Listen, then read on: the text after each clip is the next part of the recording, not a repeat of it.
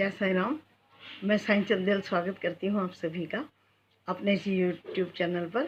यदि आपको बाबा जी से संबंधित ये सब प्रवचन या उनके बारे में अपने संस्मरण पसंद आ रहे हो तो आप इस चैनल को सब्सक्राइब, लाइक और शेयर अवश्य कीजिए।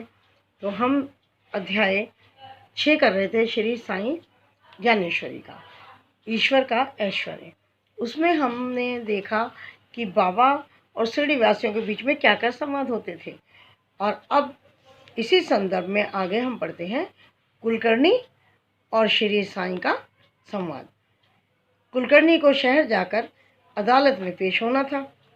शिरडी से प्रस्थान करने से पूर्व वे साईं के पास गए और हाथ जोड़कर बोले, हे सत्पुरुष, मेरे सामने अत्यंत कठिन प्रसंग उपस्थित हो गया है।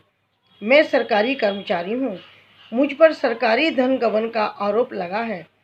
मेरे ऊपर तो आफत ही आ गई है बाबा। आरोप सत्य है या झूठ, यह आपसे छिपा नहीं है, आप सच्चाई जानते हैं।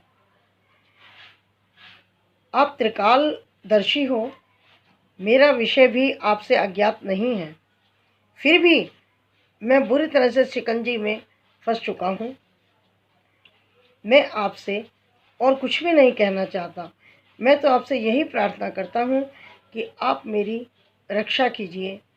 इतना कहकर कुलकर्णी श्री साईं के चरण पकड़कर फूट फूट कर रोने लगा।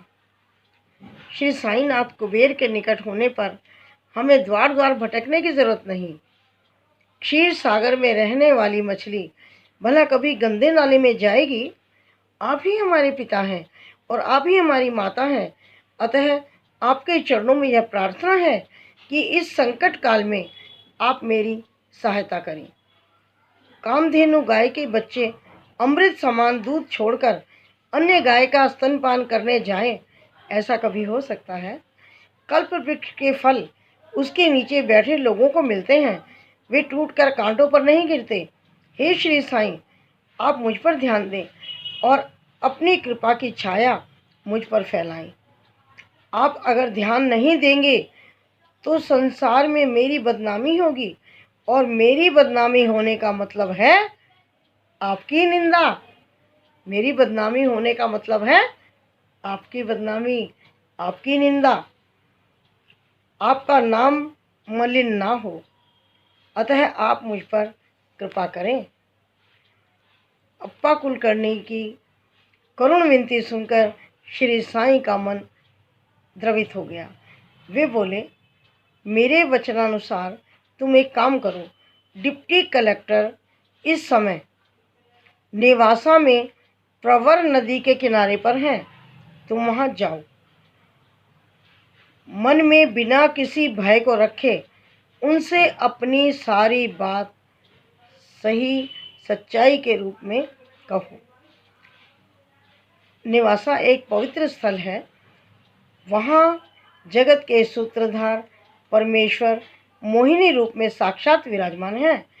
संत ज्ञानेश्वर ने उनके चरणों में प्रार्थना करके उनसे आशीर्वाद पाया और भावार्थ दीपिका ज्ञानेश्वरी लिखी। वहाँ दशावतार के रूप में परमेश्वर हैं। भक्तगण उन्हें अल्लाह इलाही कहते हैं। वे अज्ञानी का भी उद्धार कर देते हैं। वहाँ ईश्वर का सगुण रूप है। तुम नेवासा के पवित्र धरातल पर जाओ, वहाँ श्रद्धा और आशा के साथ जाओ। वहाँ जाकर डिप्टी साहब को नमस्कार करना। कचहरी में उपस्थित होने से पहले उनसे मिलना, उन्हें पूरी सच्चाई से अपनी बात बताना, उनके सामने प्रार्थना करना। ईश्वर अवश्य तुम्हारी लाज रखेंगे। कुलकर्णी ने श्री साईं के आदेशानुसार सारा कार्य किया।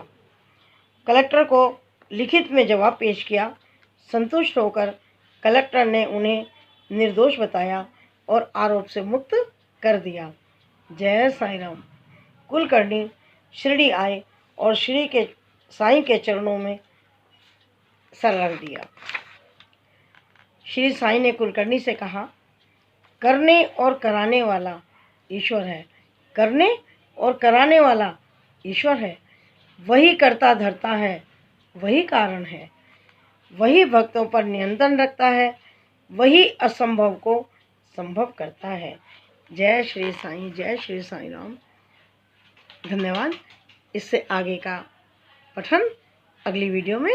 जय साईं राम।